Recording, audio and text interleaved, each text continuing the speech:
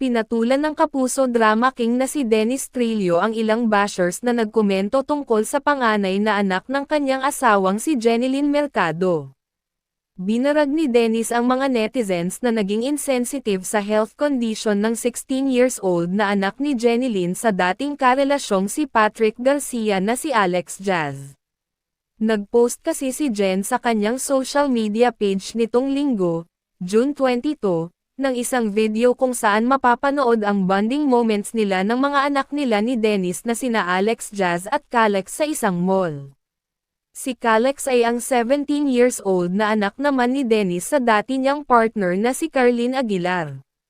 Sabi ni Jeneline sa caption ng kanyang Facebook at Instagram post, "Spending the day with my boys, discovering wonders and picking up some cool stuff at the National Geographic store."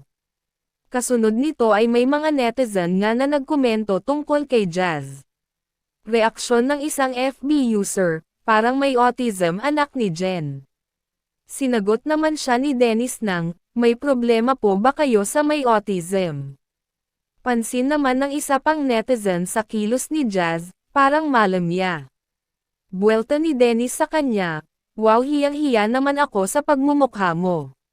Knows naman ng publiko na na-diagnose si Jazz ng Autism Spectrum Disorder o ASD na ayon sa isang health website ay isang neurodevelopmental condition na karaniwang lumilitaw sa maagang bahagi ng pagkabata.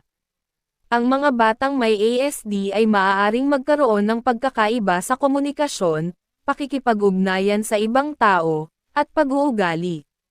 Mababasa rin sa FB page ni Jeneline ang comments ng netizens na nagtatanggol sa kapuso celebrity couple at kay Jazz. Halatang magkapatid talaga ang turingan nila Jazz at Calex. Galing ng pagpapalaki. God bless Jen and Dennis sa family nyo. Ang bait ng anak ni Dennis Trillo.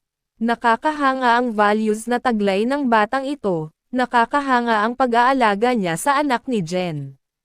Saludo kina Jen at Dennis, ganda ng pagpapalaki nyo sa mga anak nyo. Sa panahon ngayon bakit tinitignan na ng tao kung may diferensya o wala ang isang tao? Hindi ba pwedeng pantay at normal na lang natin tignan, hindi naman siguro kawalan sa inyo na maging mabuting tao. Kung walang magandang sasabihin, sarili ninyo na lang. Napakaganda ng bonding nila kahit stepmom at stepdad.